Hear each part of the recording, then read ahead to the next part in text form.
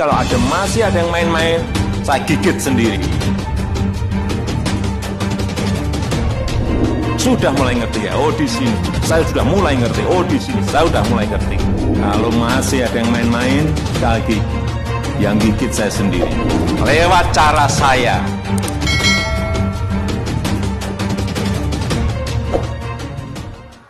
Sebut new normal sama dengan bunuh diri massal. Mardhani Alisera kelihatan banget bodohnya. Ditulis Ferry Fadli. Saat ini Indonesia dan dunia tengah menghadapi masalah yang sama, yakni ketidakpastian kapan wabah COVID-19 ini akan segera berakhir.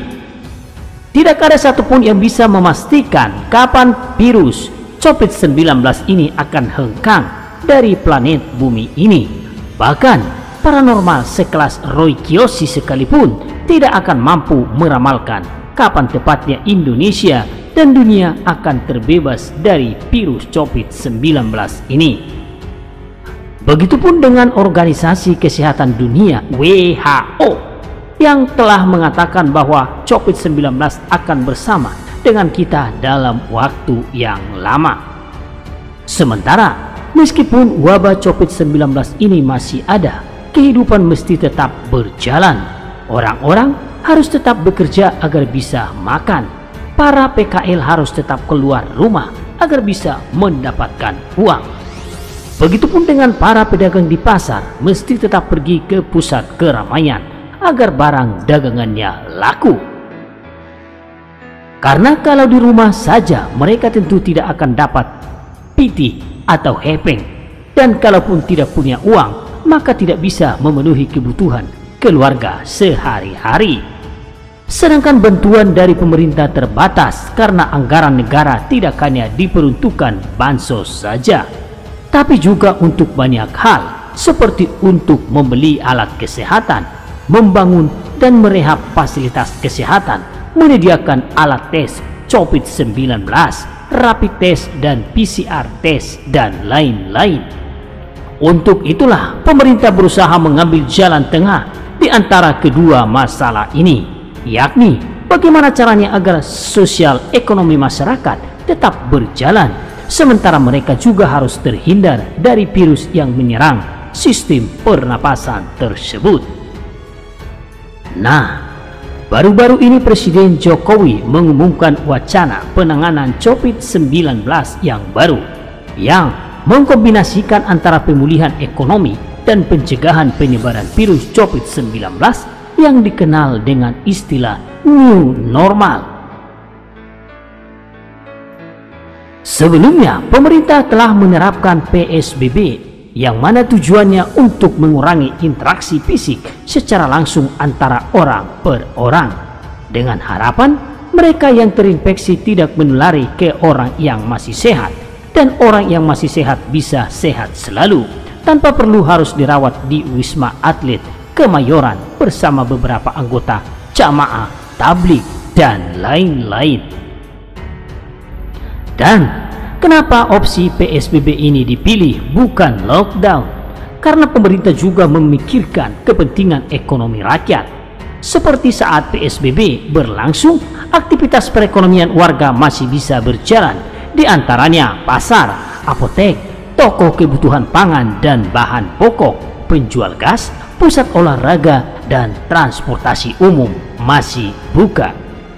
Nah, setelah kebijakan tentang panduan pencegahan dan pengendalian COVID-19 diterbitkan oleh Menteri Kesehatan atau yang lebih dikenal dengan istilah Protokol Kesehatan Pencegahan COVID-19, perlahan tapi pasti new normal mulai digaungkan. Rencananya sih, daerah yang akan menjadi tempat dimulainya dijalankan di new normal ini adalah daerah yang daya tular virusnya di bawah satu atau satu penderita tidak menularkan ke orang lain. Hal ini sudah berdasarkan ketetapan WHO bahwa negara ataupun daerah yang mau menuju new normal wajib memenuhi syarat reproduction rate atau RO di bawah 1. Dan salah satu daerah yang telah mencapai RO di bawah 1 ini adalah Kota Bekasi, Jawa Barat, yang mana sebelumnya salah satu mal di sana dikunjungi oleh Presiden Jokowi. Jadi fix ya, penetapan new normal ini ada hitung-hitungannya, tidak seperti Abbas yang tiba-tiba minta lockdown pada Maret 2020 lalu, padahal sama sekali tidak punya persiapan dan perhitungan yang matang. Data bansos di DKI saja masih kacau balau, bagaimana mau lockdown? Mau bikin rusuh nih, gak bener. Hanya saja, meskipun new normal ini tidak sembarangan diterapkan dan dengan penuh kehati-hatian serta menggunakan standar tertentu, ada juga loh orang yang coba menghalang-halanginya tanpa dasar. Pertanyaannya, siapakah orang yang menentang new normal tanpa memberikan solusi itu?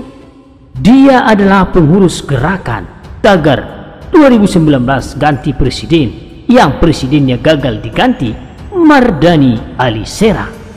Bagaimana tidak, si Mardhani yang kelihatannya sama sekali belum paham soal konsep new normal ini menuding tanpa bukti bahwa normal baru bisa menjadi bencana yang besar.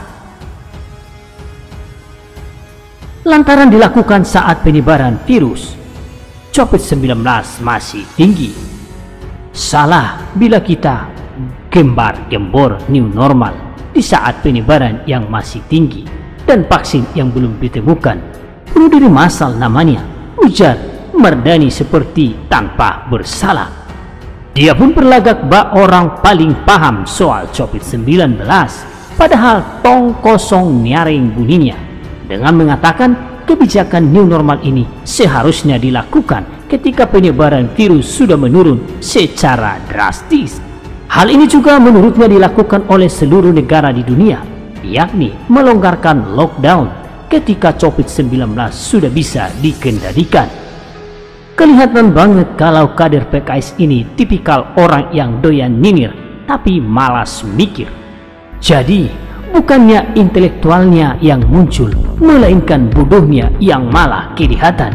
Kan sudah dijelaskan bahwa new normal itu tidak sembarangan diterapkan, hanya untuk daerah yang penyebaran virusnya telah mencapai RO di bawah 1 saja yang boleh mengadopsi konsep tersebut. Jadi segini saja kualitas kader PKS. Wajar bila kemudian ada yang berkomentar kalau PKS menentang keputusan Jokowi, berarti keputusan itu sudah benar dan itu pertanda baik. Bagi Anda yang mendengarkan video kami, jangan lupa kasih kritik, komentar di channel di bawah ini.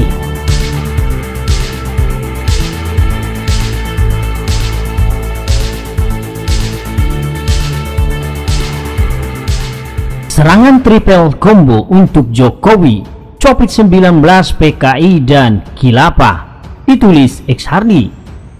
Orangnya sama, kelompoknya itu-itu juga, serangannya dari 3 arah sekaligus. Jokowi adalah targetnya, kekuasaan adalah bahan bakarnya, diperkuat oleh nafsu berkuasa yang sudah diubun-ubun. Mereka ini bukan hanya barisan sakit hati, tapi juga tidak tahan lagi kalau harus duduk diam dan menunggu. Mari kita kupas satu persatu. Wabah COVID-19 ini adalah kesempatan yang muncul pada saat yang tidak diduga. Usai Pilpres, nyaris tidak ada bahan serangan ampuh yang memberikan hasil masif. Kalaupun ada, serangan itu lemah, biasanya isu Rohingya, Uighur, dan isu India. Ketiganya dengan cepat meredup, tidak menggapai momentum yang diperlukan untuk menggoyang kondisi pemerintahan. COVID-19 datang, lockdown pun disuarakan. Berkali-kali presiden ditarik pelan-pelan untuk masuk ke dalam perangkap maut. Jokowi berkali-kali dibujuk untuk membuat kebijakan yang di luar terlihat seperti demi rakyat, tapi sebenarnya membawa negara ini ke dalam masalah yang lebih besar. Dan ternyata ini adalah keputusan yang tepat. Penggantinya adalah PSBB. Itu pun banyak yang tidak patuh pada aturan dan nekat melanggar.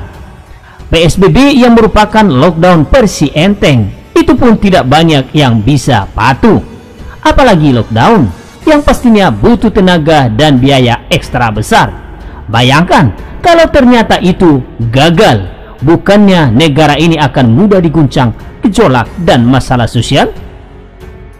Isu COVID-19 tak mempan. Ternyata hantu yang biasanya muncul di bulan September dipanggil mendadak pada bulan Mei. Isu PKI adalah langkah selanjutnya. Kayaknya ada yang sedang ngebet, kebelet dan mau kejar target sehingga isu PKI dipakai lebih cepat dari tenggat waktu yang biasanya.